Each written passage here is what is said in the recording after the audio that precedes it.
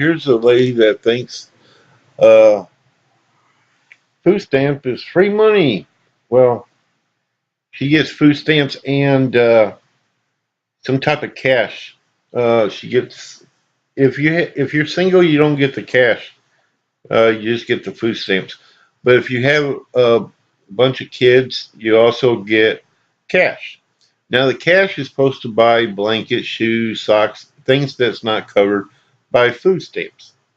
But see, people take the money and they go buy drugs, alcohol, and other things that's not for the kid. Now the food stamp program is for the kids and for you to live on, but not to go get weed, alcohol, and all this other stuff.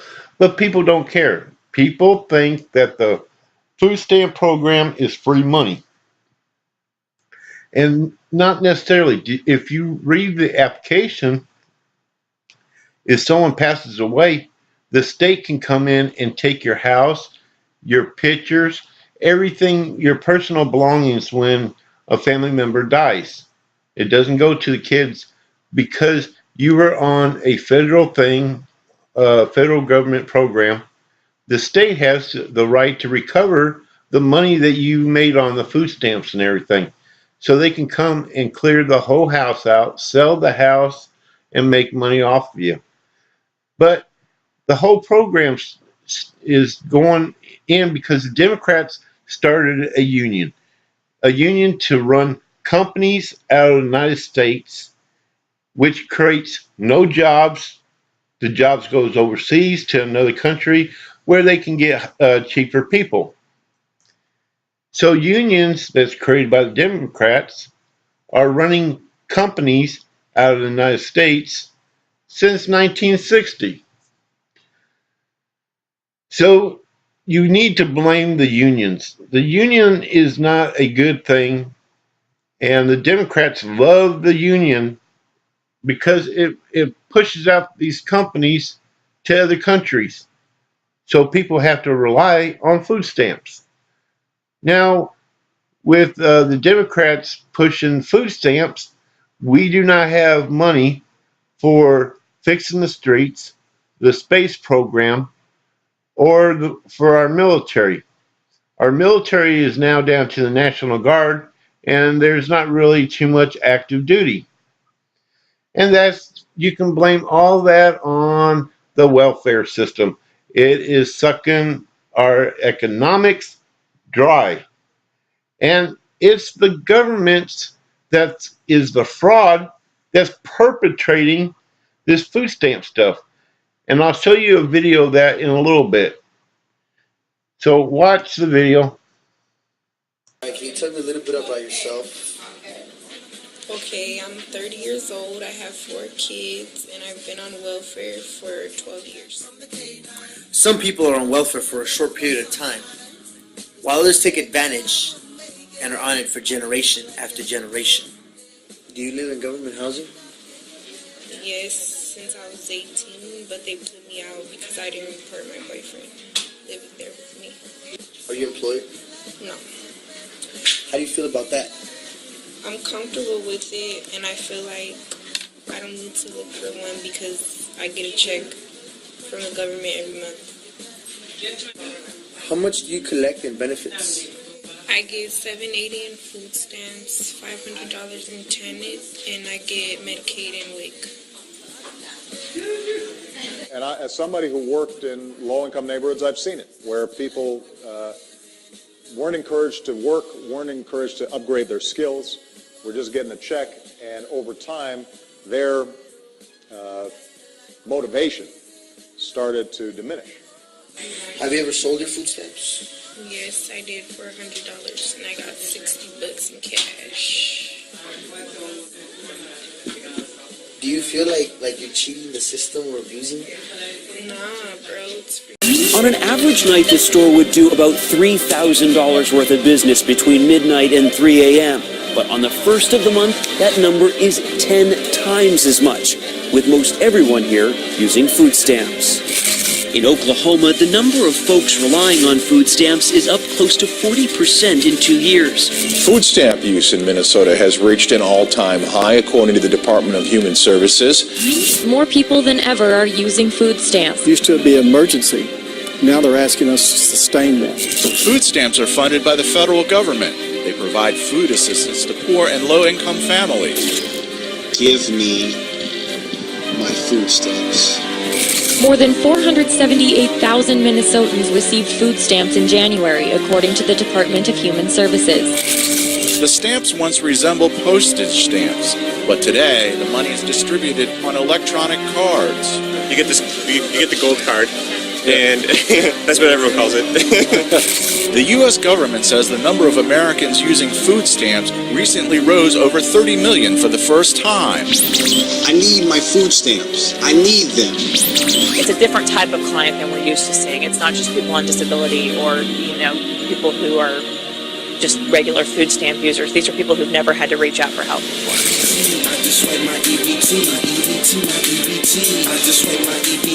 A local lady who just won $1 million in the state lottery was also on a bridge card. He had to see what was going on here. This is 24-year-old Amanda Clayton this fall, holding up her big $1 million check she won from the Michigan State Lottery. Defender hitting cameras following Amanda, where she later admits to us when shopping, she uses a bridge card to pay for her groceries. She gets $200 a month. $200 from you, the taxpayer. There's no telling my kids that we can't eat. I just want my food stamps. We tout ourselves as the richest country in the world. The number of Americans receiving food stamps is projected to reach 28 million this year. 31 million Americans need food stamps. 46 million Americans now on food stamps. Since its inauguration in 2009, President Barack Obama has seen the largest rise in people needing food stamps ever. Recent estimates put the number of people dependent on government assistance to eat basic meals at 47 million. The number of people on government food assistance is more than the population of Spain. There are about 48 million people on food stamps. A person who's living in poverty is working. This is what surprised me the most when looking at American poverty. I expected poor people to be on food stamps, the homeless, the drug addicted, the perpetual scammer, but not people who had jobs, not my fellow suburbanites. First off, you got to give it to Walmart for capitalizing on the busybodies in government and the voting booths. 80% of their workers are currently on some type of government assistance, mostly food stamps and Medicaid. Walmart's low prices are basically subsidized by taxpayers. While this might get you upset at Walmart, remember, Walmart profiting from government aid is just a symptom of the disease. The source to this problem comes from our society, one that believes we can steal the wealth from one group of citizens and redistribute it to another group.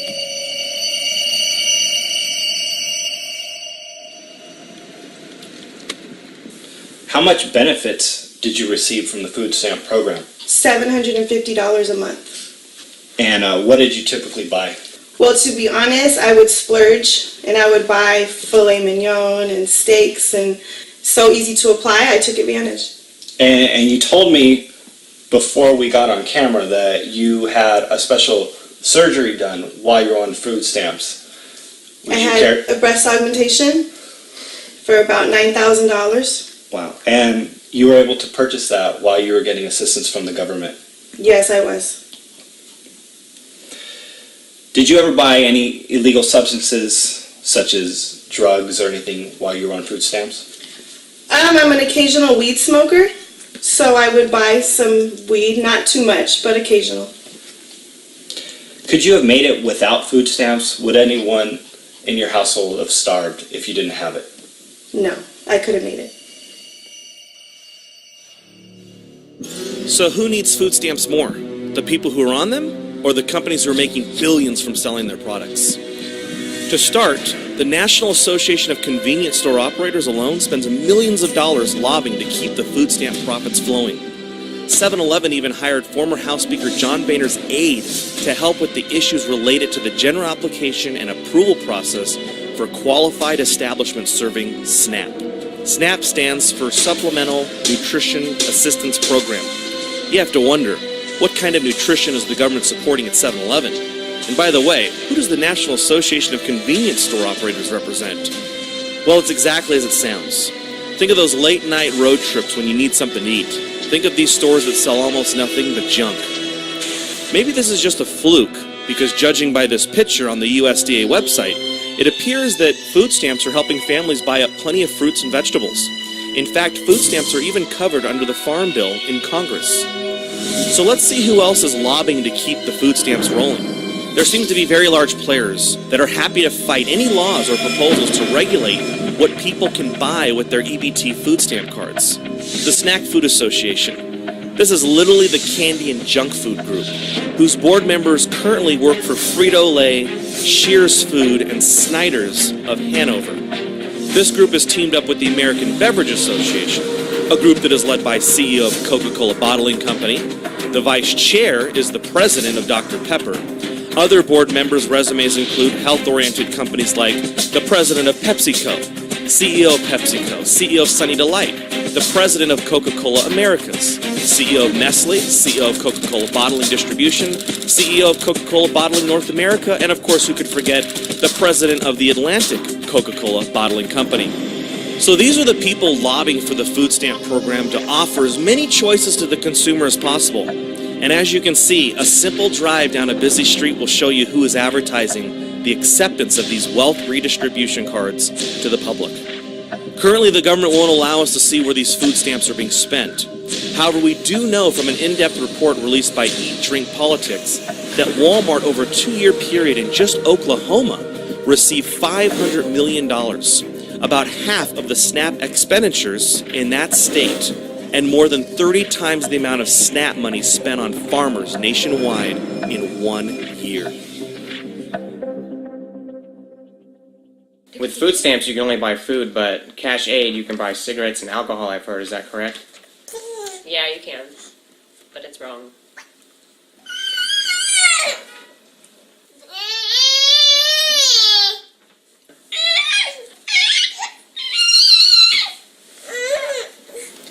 They take your gross pay from 1 month and calculate it for 3 months of benefits.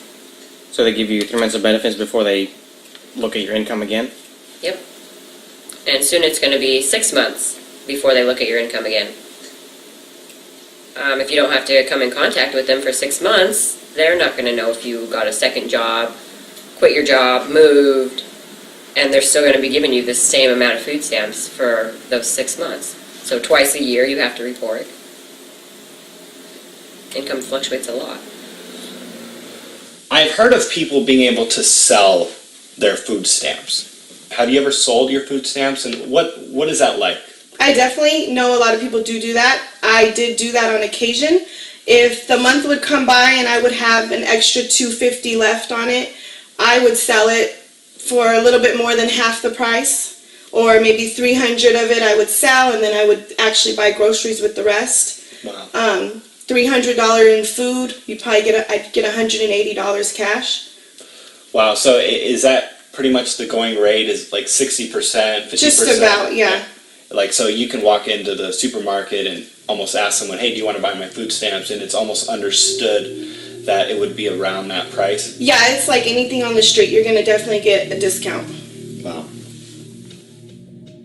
We also know that there is money to be made in being the administrator for the actual debit cards. In the same report, it was revealed that JP Morgan Chase holds contracts in 24 states. We don't know how much they make from this since that is kept from the public. However, in New York, a contract was made public. A 7-year deal originally paid JP Morgan $112 million for EBT services, and this agreement was recently amended to add $14.3 million. Right now, the U.S. has over 47 million people on food stamps. That's just over 1 in 6 Americans. Unfortunately, this type of welfare has made American companies and citizens dependent on government aid. With Obamacare forcing companies to reduce the hours for employees, we can only imagine how many more millions will need government assistance, something that will be built into their lifestyle, regardless of if they actually need it or not. The middle class is caving in right before our eyes.